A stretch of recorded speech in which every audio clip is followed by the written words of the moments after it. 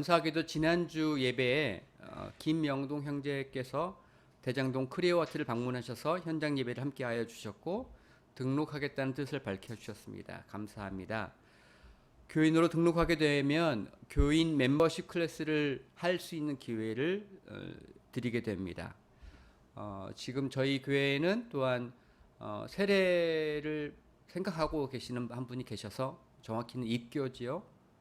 그래서 그것을 위해서 교육을 준비하고 있는데요. 아마 비슷한 과정이 될 것 같습니다. 멤버십 클래스를 준비할 수 있도록 하겠습니다.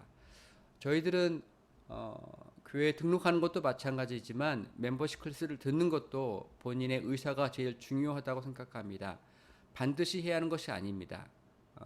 또 교회가 정하는 때에 꼭 하라고 말하는 것도 아닙니다. 그 모든 것은 형편에 따라서 맞추어서 함께 대화하면서 정하도록 하겠습니다. 오늘 성경 본문 말씀을 지난주에 이어서 계속 드려지게 됩니다. 오늘 본문을 통하여서 우리가 핵심적으로 바라보게 되는 것은 비결을 말하고 있는 바울을 볼 수가 있습니다. 바울은 이 비결을 어떻게 했다고 했냐면 배웠다라고 표현하고 있습니다. 비결을 배운 바울이라고 합니다. 비결이 무엇입니까? 비결, 제가 단어의 정의를 물어보는 것이 아니라 바울이 어떤 비결을 말하고 있느냐라고 하는 것입니다. 바울이 말하고 있는 비결은 뭐냐면 풍부에 처할 줄 아는 비결을 이야기하고 있습니다. 일체 비결이라고 했기 때문입니다. 두 번째는 비천에 처할 줄 아는 비결, 양쪽 극단에 있는 비결을 말하고 있습니다. 이쪽은 정말 풍부한 삶, 배부르는 삶, 높은 지위에 있는 삶, 풍부한 모든 것이 다 좋은 그런 삶 속에서 처할 줄 아는 비결. 이쪽은 배고프고 비천하고 어려운 고통스러운 삶, 그 삶 속에서도 처할 줄 아는 그 비결. 바울은 그 비결을 자기가 배웠다라고 표현하고 있습니다. 여러분은 어떠십니까? 여러분은 어떤 비결이 있으십니까? 제가 바라보니까 제 삶 속에서 제가 결혼한 이후로 가장 풍부하고 만족스러웠던 때는 미국에서 살고 있었던 때였던 것 같습니다. 미국에 살고 있다가 제가 어떤 교수님의 도움으로 어떤 하우스에 들어가게 살게 되는데요. 그 하우스에 살면서 살았을 때가 가장 풍부했던 것 같습니다. 모든 것이 참 만족스럽고 환경적으로 시각적으로 다 좋았던 것 같습니다. 때로는 그곳에서 여름에 비치하우스로 별장 같은 곳에다가 저희가 2박 3일, 3박 4일로 거기에 여행을 갈 수 있었던 때도 있었습니다. 그 비치하우스에 가면 바로 그 해변가, 비치에 연결되어 있기 때문에 그냥 맨발로 그냥 옷 입고 나가면 바로 해안가가 나옵니다. 정말 보기도 좋고 아름다웠던 때였습니다. 그런데 사람들은 누구나 다 이와 같은 삶을 원하지 않습니까? 풍부하고 만족스럽고 누구나 다 무시할 수 없는 환경에 처하는 것. 근데 그런 것들을 비결이라고 할 수 있겠습니까? 누구나 다 풍부화에 처해지는 것을 원하는 것입니다. 누구나 다 그것을 갖고 싶어 합니다. 근데 거기에 사도 바울은 뭐라고 표현하냐면 풍부에 처할 줄 아는 비결이라고 표현하고 있습니다. 제가 생각할 때 사람들이 원하는 것이지 풍부에 처할 줄 아는 비결이라고 표현하는 것들은 합당하지가 않은 것 같습니다. 그런데 무엇인가 바울은 다른 이야기를 하고 있는 것 같습니다. 풍부에 처할 줄 아는 비결. 또 한 가지 비천에 처할 줄 아는 비결도 마찬가지입니다. 비천이 무엇입니까? 누가 정말 miserable, 비천하다, 정말 고통스럽다, 너무나 한스럽다 그런 삶을 살고 있는데 그것을 누가 원하겠습니까? 원하지 않습니다. 그런데 비천에 처할 줄 아는 비결, 그렇게 말하면 무언가 여기에도 누구나 다 원하지 않지만 바울은 말하기를 그 비천함 속에서도 처할 줄, 어떻게 살아갈 줄 아는 그 비결이 있다라고 사도 바울은 이야기하고 있는 것입니다. 살펴보면 이와 같은 비결을 무언가 그냥 비천한 삶을 살고 있다는 것과도 다른 것이고요. 정말 만족스러운 높은 지위에 정말 풍성한 삶을 살고 있는 것, 거기에 처한다는 것도 그것과 다른 무언가 비결이 있다라고 말하고 있는 것입니다. 그런데 그것도 되게 중요한 어떤 차이가 있을 뿐만 아니라 바울은 그것을 비결을 배웠다라고 표현한 것도 굉장히 중요한 성경의 표현입니다. 무언가 그 안에는 우리가 고민하고 하나님 앞에 갖고 나아가야 하는 배움이 필요한 것이 분명해 보입니다. 여러분 많은 예배 이곳에서 함께 예배를 드리는 저희 가족뿐만 아니라 성남이나 전라도 광주에서나 아마 저와 다 관련되어 있는 분들이기 때문에 제가 현재 어떠한 삶을 살고 있는지 아시는 분들이 많습니다. 아마 잘 모르시고 유튜브 예배를 함께 하신 분들도 계시긴 하겠습니다만, 그런 분들을 위해서 제가 잠깐 간단하게 말씀드리면, 저는 현재 출근하고 있습니다. 제가 가고 있는 그곳은 어디냐면 지방인데요. 경기도 평택시 고덕지구에 제가 출근하고 있습니다. 제가 이것을 시작한 것이 언제냐면 얼마 안 됐습니다. 지난 화요일 날 첫 출근을 시작했습니다. 제가 첫날 출근을 할 때에 거기는 출근하니까 교육이란 걸 하게 되더라고요. 교육을 하루 종일 받게 되는데요. 오전에 교육이고 오후에는 건강검진을 받았습니다. 같은 날 화요일 날 교육받은 사람이 저 말고도 무려 1000명 정도 되었습니다. 제가 보니까 이 정도 인원이, 대규모의 인원이 교육을 받는데 매일같이 일어나? 그럴 수는 않겠죠. 일주일에 한 번 하나, 궁금해서 물어봤더니 일주일에 두 차례에 걸쳐서 교육을 한다고 합니다. 그러니까 출근하기 위해서 교육을 받는 사람들이 일주일에 2번이면 한 번에 1000명, 그럼 이제 대략 2000명 혹은 좀 안 되는 인원이 받지 않겠습니까? 근데 그와 같은 일들이 거의 매주 일어난다고 합니다. 1000명. 한 달이면 대략 몇 명입니까? 맥시멈으로 대략 한 8000명 되겠죠. 아니면 그보다 적어도 7000명은 더 되지 않을까 싶은 생각합니다. 한 달이면 8000명이 교육을 받고 그 일을 시작하고 있습니다. 저는 그 일의 의미를 잘 알기 어려우는데 적어도 제가 깨닫게 되는 것들이 있습니다. 교육을 받으려고 하니까 정말 사람이 너무나 많으니까 협소한 장소에서 어떻게 하냐면 오와 열을 세웁니다. 오와 열. 오를 만들고 열을 세워야 줄을 만들 수 있고, 그 줄이 있어야만 그 많은 인원들이 겹치지 않고 줄을 따라가면서 자리에 착석할 수도 있고 교육받을 수도 있고 쉴 수도 있습니다. 이 오와 열을 만드는 게 행렬인데요. 이 행렬이 없는 시간이 있더라고요. 그곳에서도. 언제냐면 출근하는 시간에는 특별한 행렬이 없습니다. 오와 열이 없습니다. 퇴근 시간도 마찬가지로 없습니다. 또 있습니다. 휴식 시간이나 점심 시간도 마찬가지로 어떤 대우가 없습니다. 그때만 행렬이 없습니다. 그런데 그렇게 행렬이 없을 때, 오와 열이 없을 때는 정말 사람들이 지나갈 때 바글바글하게 느껴집니다. 얼마나 사람들이 많은지 횡단보도 건너가려고만 해도 정말 수백 명이 움직이는 것 같아요. 정말 힘듭니다. 빨리빨리 걸어갈 수도 없고 앞질러 걸어갈 수도 없습니다. 사람이 너무나 많기 때문입니다. 제가 택시 기사분에게 듣기로는 이렇게 얘기하시더라고요.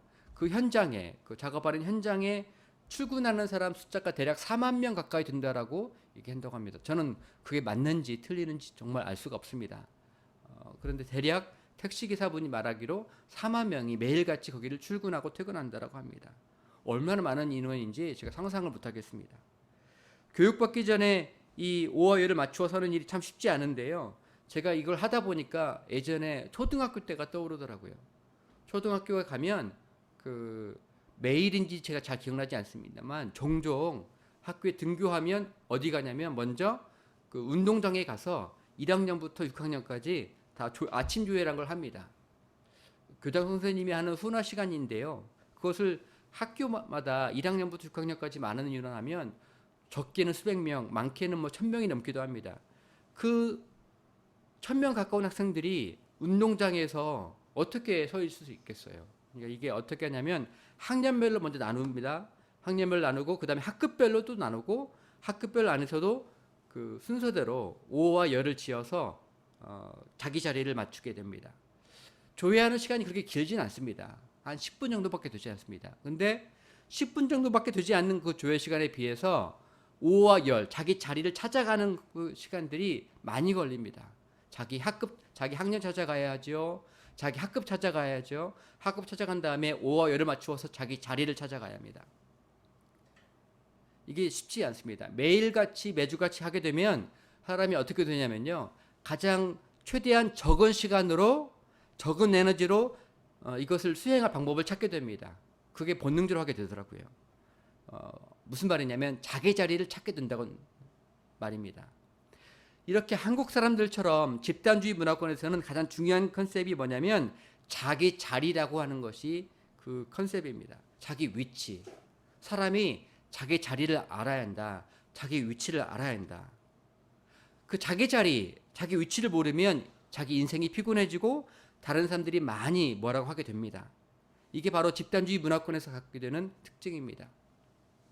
그 오와 열, 세로의 오, 가로의 열, 이 오와 열을 맞추어서 반복적으로 자기 자리, 자기 위치를 찾게 되다 보면 그것이 사람에게 자기 정체성을 형성하게 됩니다. 오와 열을 맞추는 것, 그곳에 있는 자기 위치, 그곳에서 다른 사람과 관계를 맺는 것, 이것이 자기 자신의 정체성을 형성하는 중요한 일이 하게 됩니다. 그 사람들은 그래서 자기가 누구인지를 말할 때 나는 누구 옆에 있는 사람이야, 나는 누구 밑에 있는 사람이야, 이것을 말하게 됩니다. 그 서구 사람들한테, 미국 사람들한테 너는 누구냐고 물어보면 먼저 이름부터 말합니다. 그런데 한국 사람들이나 집단주의 문화에서는요, 너는 누구냐라고 물어볼 때 자기 이름을 말하는 것이 별로 의미가 없습니다. 이름을 말한 다음에 너 이름이 무엇이구나 라고 사람들이 관심을 기울이지 않습니다. 저는 누구 밑에 있습니다. 저는 무슨 반장 밑에 있습니다. 저는 누구네 팀입니다. 그 그룹을 말해줘야만 너 그 그룹 안에 있구나. 너 누구, 내가 아는 사람 누구 밑에 있는 거구나 라고 해서 그걸 알아봐 주게 됩니다. 자기가 누구인지 자기 정체성을 형성해야 하는데 정체성을 형성할 때 자기 집단, 자기 그룹, 자기 팀장, 자기를 대표할 만한 어떤 사람들을 말해야만 자기를 말할 수가 있게 되는 것입니다. 어렸을 때 저희 막내 유진이를 데리고 워싱턴 DC에 그 지인을 만나러 갔습니다. 그 지인을 만나러 갔더니 여행 왔던 그 지인 그 그룹 안에 저희 막내와 나이가 비슷한 아이가 있었습니다. 저희 아이가 엄마와 아빠 함께 워싱턴 DC 올라갔다가 그 나이가 많은 비슷한 사람을 만나게 되니까 좋아했습니다. 근데 아주 특징적인 대화가 있었습니다. 저희 막내 아이는 자기 이름을 말합니다. 나는 유진이야. 그런데 상대방 아이는 자기 이름을 말하지 않습니다. 너는 몇 살이야? 나는 몇 살인데? 자기 나이를 말하게 됩니다. 이름이 중요한 것이 아니라 내 나이가 너보다 많으냐 적느냐가 관계를 맺는 데 굉장히 중요한 요소를 차지한다는 거예요. 이 아이가 불과 5, 6수밖에 되지 않는, 많지 않았음에도 불구하고 이미 터득하고 있는 거예요.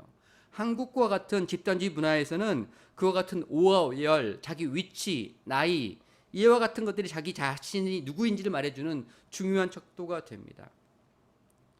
저도 이제 그와 같은 것을 경험하기 시작했습니다.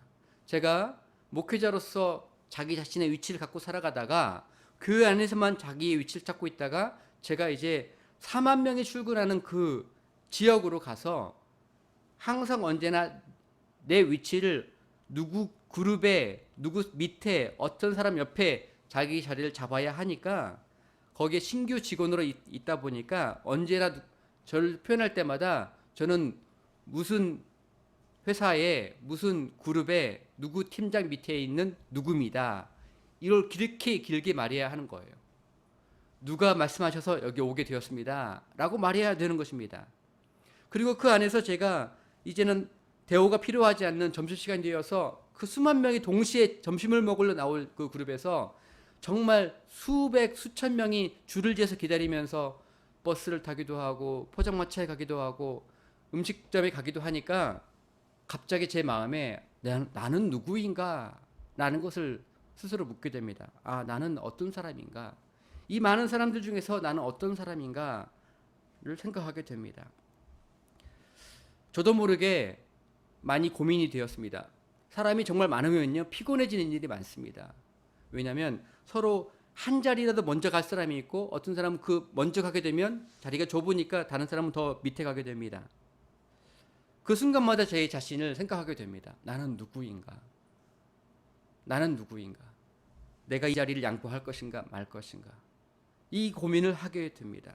나는 어떤 사람이었나를 생각하게 됩니다. 제가 살펴보니까 많은 사람들이 제가 만나보니까 그곳에 있는 것을 원하지는 않더라고요. 원하는 사람이 별로 없습니다. 어떤 분께서 나이 60이 되셔서 이번에 저보다 일주일 먼저 그 일을 시작하신 분이 계셨습니다. 환갑으로 되신 거예요. 올해가 환갑인데 그분이 말씀하시기를 저는 이런 일을 처음 해봅니다 라고 말씀하시더라고요. 자기가 이것을 하게 된 것은 지난 코로나 기간 가운데 자신이 하던 사업이 망했다는 거예요.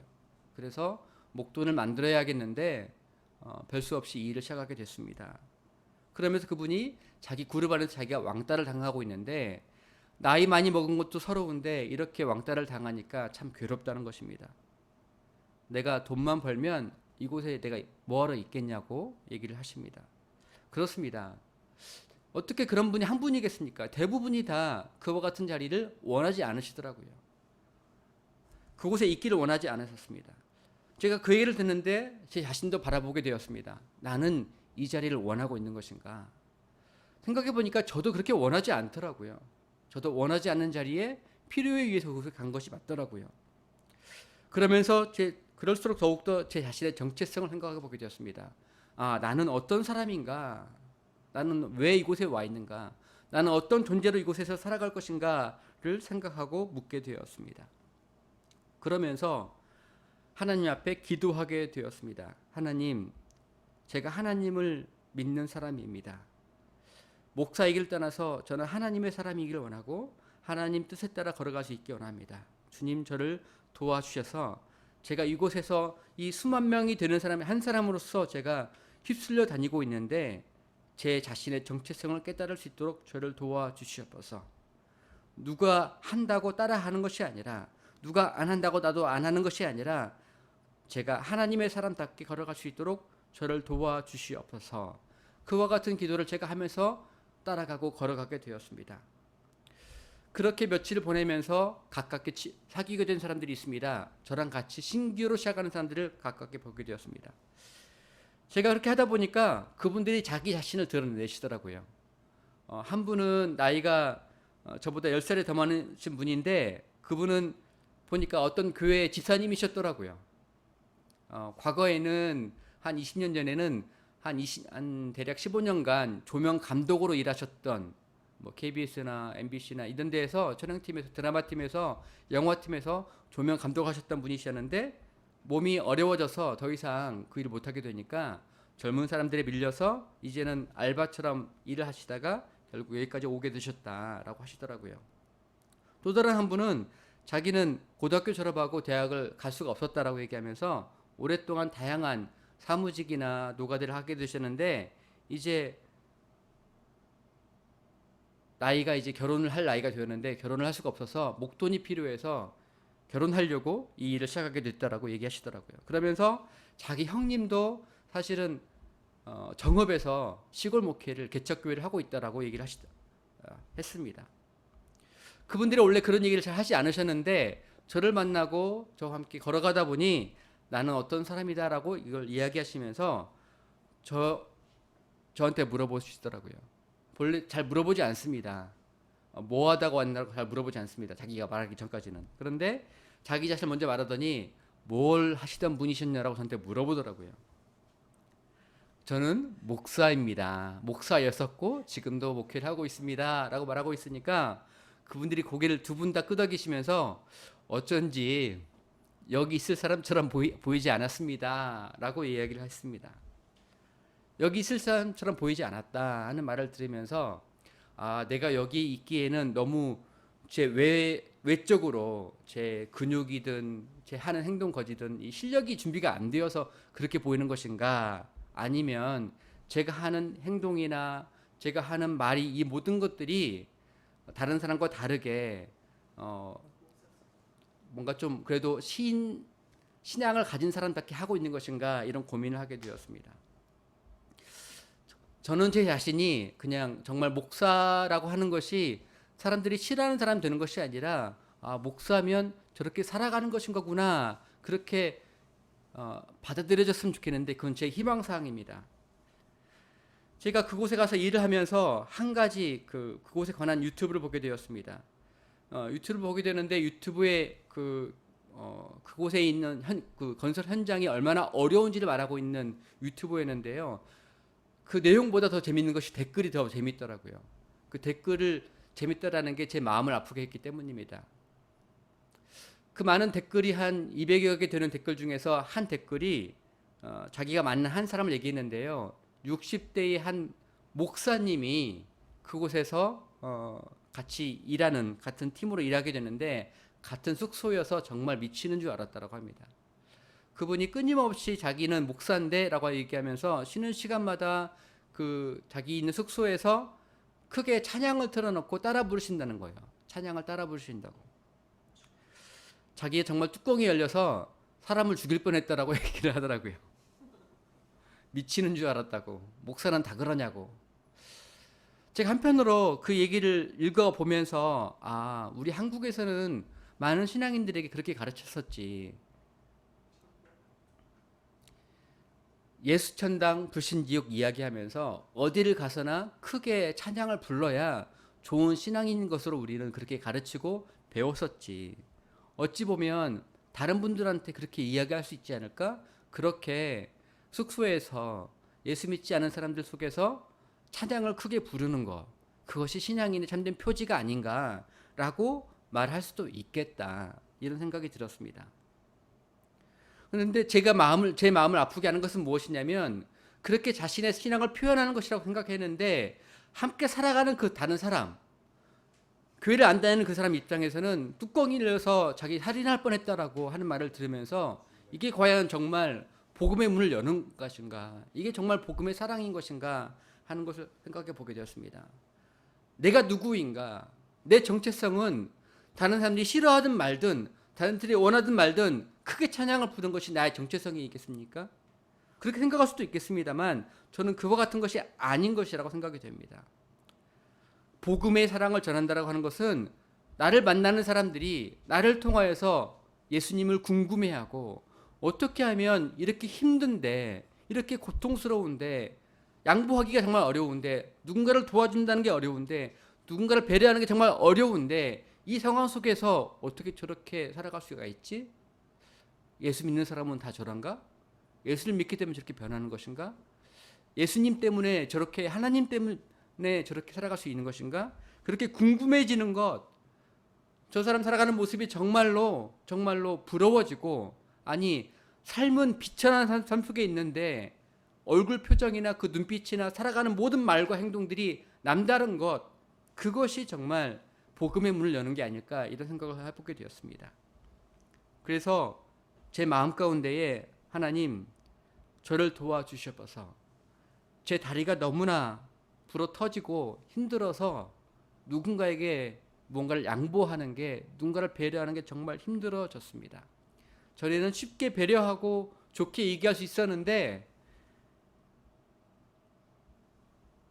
새벽 4시부터 밤 8시까지 그렇게 일하다 보니 누군가를 배려하는 게 정말 어렵습니다. 누군가를 돕는 게 참 어려워졌습니다.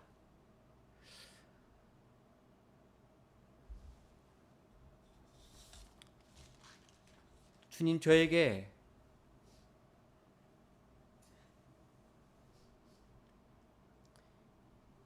비천함 속에서 사로잡히지 않고 비천에 처하면서도 살아갈 수 있는